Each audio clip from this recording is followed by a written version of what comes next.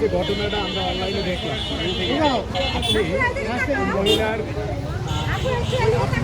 ওকে কি টাকা ছুঁড়ে মারছেন? না ভাই, আমার টাকাটা আম্মু বলছে যে মা তুমি নাও, টেবিলে পড়ছে, টেবিলের একটা সাইডে পড়ছে। ওনার যদি শোল্ডারেও লাগতো, তারপরে যদি বলতো না আমার গায়ে লাগছে, আমার গায়ে কেন উনি টাকা দিবে, আম্মু বলছে মা তুমি নাও, কারণ আম্মু ওনার সাথে উনি খুব এভাবে ছুঁড়ে ছুঁড়ে কথা বলতেছিল, হাত পায়ে লেগে যাওয়ার চান্স আছে। আম্মু বলছে তুমি নিয়ে যাও এখান থেকে।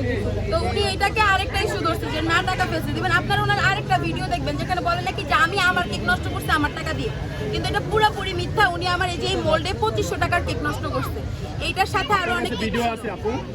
হ্যাঁ আচ্ছা, আমি আপনাকে ভিডিওটা দেখাই। উনি পুরো মোলটা আমার গায়ে ছুঁড়ে মারছে। আমি শুধু ভদ্রতার খাতিরে কিছু বলি না। আমার পুরো শোল্ডারে লাগছে। আমি চাইলে পারতাম ওখানে ওনার রিপিট মার দিতে, বাট আমি কিন্তু সেটা করি নাই। আমি দেখাইছি, আবার দেখাই। উনি পুরো এটা হচ্ছে আমার গায়ে মারছে এবং বলে নাকি যে আমি আমার কেক মারছি। আমাকে যখন এখানে তো দেখা যায় সরাসরি ওই মহিলা আপনার আমার গায়ে মারছে। ইভেন আমার এটা লজিকে আছে না, এটা দেখার পরেও মানুষ কিভাবে কমেন্ট করে যে বিধি খারাপ ব্যবহার করছে, এই জন্য করছে।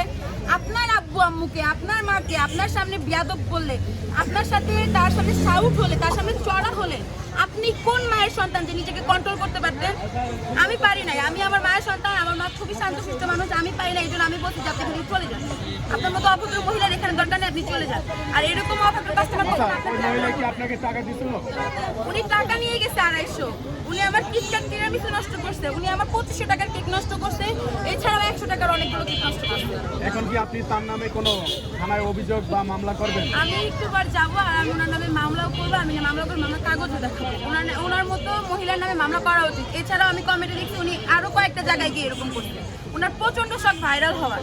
যদি ভাইরাল হবে, কাউকে ভিকটিম করে কেন হবে? কারো প্রোডাক্ট নষ্ট করে উনি কেন ভাইরাল হবে? ধন্যবাদ আপু।